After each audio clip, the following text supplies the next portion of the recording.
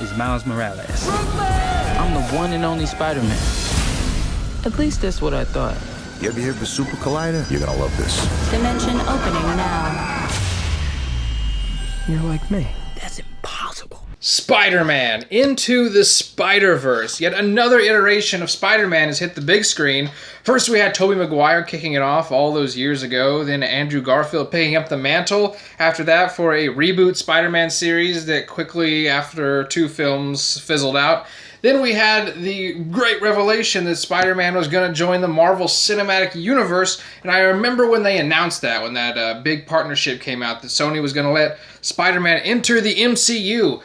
There was a lot of people on Team Peter Parker, and surprisingly, I didn't know that there was so many people on Team Miles Morales. A lot of people believed it was time for Miles Morales. We'd seen Peter Parker now in 2 different film iteration, series of films, and it was time to give Miles Morales his due. So I didn't know there was this overwhelming Miles Morales fan club.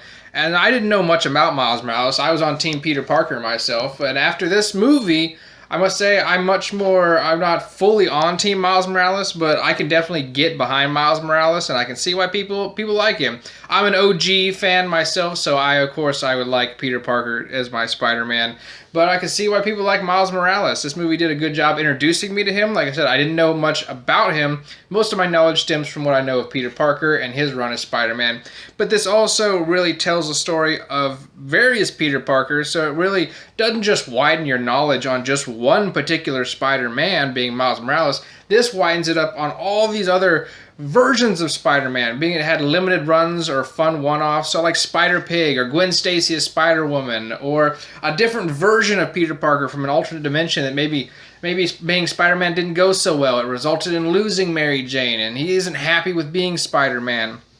So it's all, or like the noir Spider-Man that we've all been hearing about, played by Nicolas Cage. So it's just cool to see all these different versions of Spider-Man that you would never get with the shared universe. Now don't get me wrong, I love the Marvel Cinematic Universe. I love the shared universe, but that limits you on your stories you can tell. You're basically telling one linear story with Peter Parker in the MCU. You can't branch off and do these so-called Elseworld stories with Noir Spider-Man, with Spider-Pig, that may not make any sense and they wouldn't fit into the Marvel Cinematic Universe. Sony has found a way to go off and do this sort of Elseworld story. I think they've, like DC's gonna go do their Joker that takes place outside of the DC universe. I think that's the new trend I think we're gonna start to see. Or sort of like Venom. Doesn't rely on Spider-Man. So we can have these one-off stories, but we can also have these Marvel Cinematic, the Cinematic Universe from DC and Marvel that all take place in this shared universe, or everyone's packed together.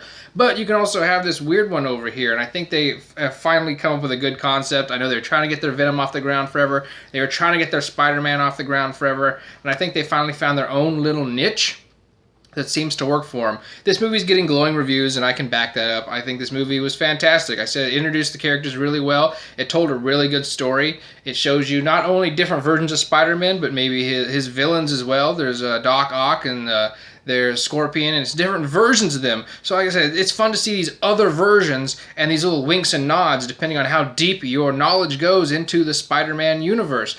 Great to see the Stan Lee cameo. He did not miss out here. He's going to be missed, so I was very glad, of course, to see him pop up in the animated form. The animation is something to point out in this. It is an assault on your senses. When the opening credits appear, it just coming at you. Like, it's all these weird colors and things are flying at you, and it's just that weird 3D animation that I haven't ever sat through a movie of this animation style before. But once you're sort of adjusted to it, I think it lends itself to the story really well. It's visually awesome. It's got a great soundtrack. I'm very surprised. I kind of want to get the soundtrack for this movie. And I thought it pulled on your heartstrings when it needed to. It poked fun at itself in a sort of Deadpool manner. We've all know the backstory of Uncle Ben. Uncle Ben. That was one of the big things when they were going to do Spider-Man in the MCU. Everyone says they were tired of watching Uncle Ben die. So they do play on that. As everybody knows my story. You know, with great power comes great responsibility. So they do that joke throughout. But like I said, If you're a new Spider-Man fan, I think you'll love this movie. The more you know about Spider-Man, I think you'll be rewarded the deeper your knowledge goes. I can definitely recommend Spider-Man Into the Spiderverse for both newcomers to comic book movies and definitely aficionados of the subject. I think it'll please everybody on both levels. And it's nice, like I said, to have a movie outside of the shared universe. It kind of gets to tell its own story. And don't forget to stay here after the credits, especially if you love memes. I think you'll really get a kick out of this post-credit sequence. Go check out Spider-Man Into the Spider-Verse, and I'll catch you guys next time right here on Red Reviews.